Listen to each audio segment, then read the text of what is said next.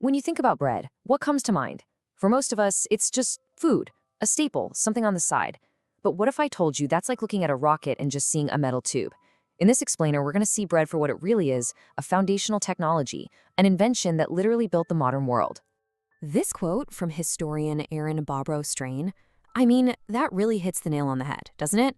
Bread is so constant, so predictable, we've kind of become blind to its incredible history. But what would happen if it stopped? Or maybe a better question is, what happened when it started? That's where our story really kicks off. So, let's go back, way back. We're diving deep into prehistory, to a moment that completely upends what we think we know about where bread came from. Forget farms and bakeries for a minute. This story starts with fire, stone, and wild grass. 14,400 years ago. Just let that number sink in. At a site in northeastern Jordan, a place called Shubaika 1, archaeologists found something amazing. These tiny, charred crumbs. And it turned out, they were the remains of the oldest bread ever discovered. This one discovery, it completely rewrote the timeline of human innovation. To really get a handle on that, look at this timeline. The first bread was made more than 4,000 years before the first farms even existed. This means bread wasn't invented by farmers. It was invented by nomadic hunter-gatherers. They figured out how to make bread long before anyone ever thought to plant a seed on purpose. So what was this first bread even like? Well, the clues from Shubaika 1 paint a pretty clear picture.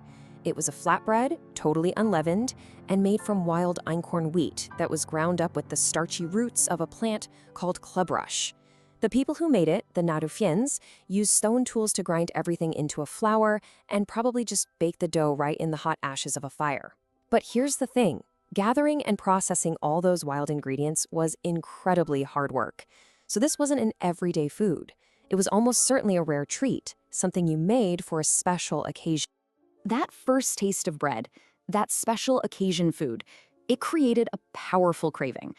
And that craving would end up completely reshaping human society, turning wandering nomads into the builders of the first cities and empires. It makes sense, right? Once you've had bread, you want it more often.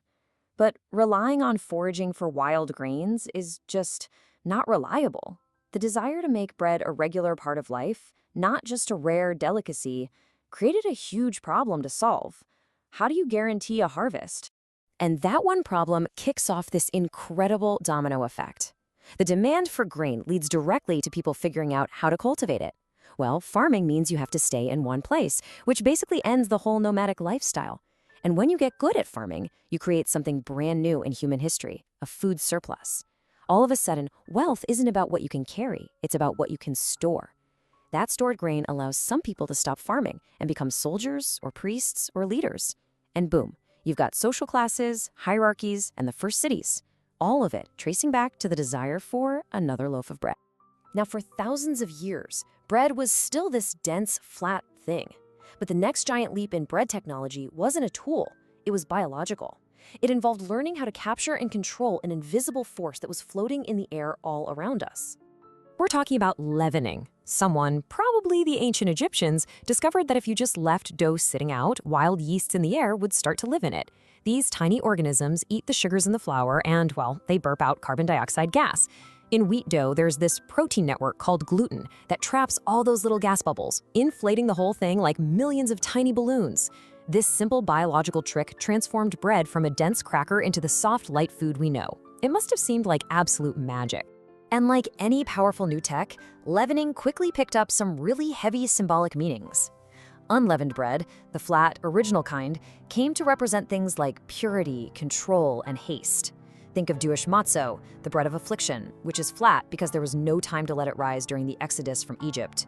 On the flip side, leavened bread, with its almost miraculous ability to expand and come to life, became a symbol of transformation, divinity, and the wild forces of nature. And if you think that's just some abstract idea, think again. The power of this symbolism is enormous. In 1054 CE, the Christian church had a massive breakup, splitting into what we now know as the Roman Catholic and Eastern Orthodox churches.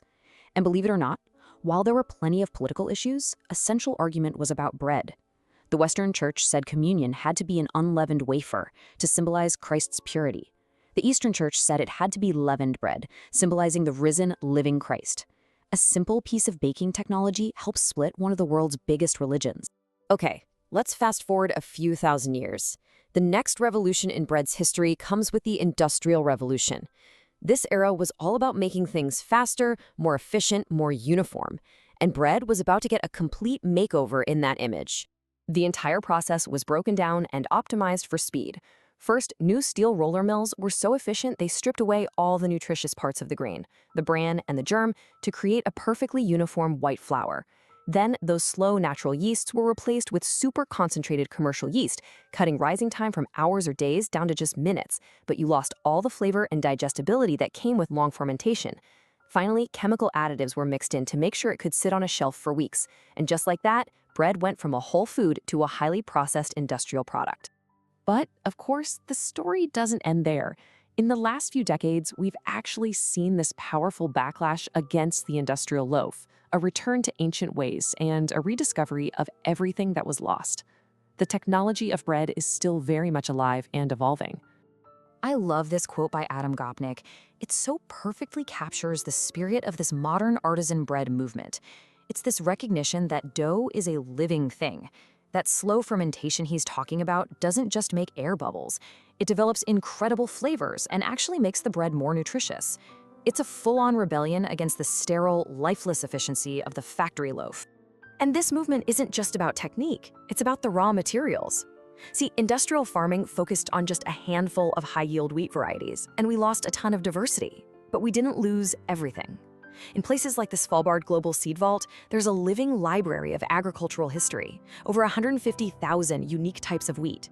Each one has the potential for different flavors, textures, and nutrients, a whole genetic history that bakers and farmers are now starting to rediscover. So, from a rare treat for hunter-gatherers, to the engine that drove civilization, to a symbol that split religions, to the commodity that defined an industrial age, this simple loaf of bread has been one of the most powerful technologies in human history. The next time you see a slice on your table, it's worth asking yourself, what story does your bread tell?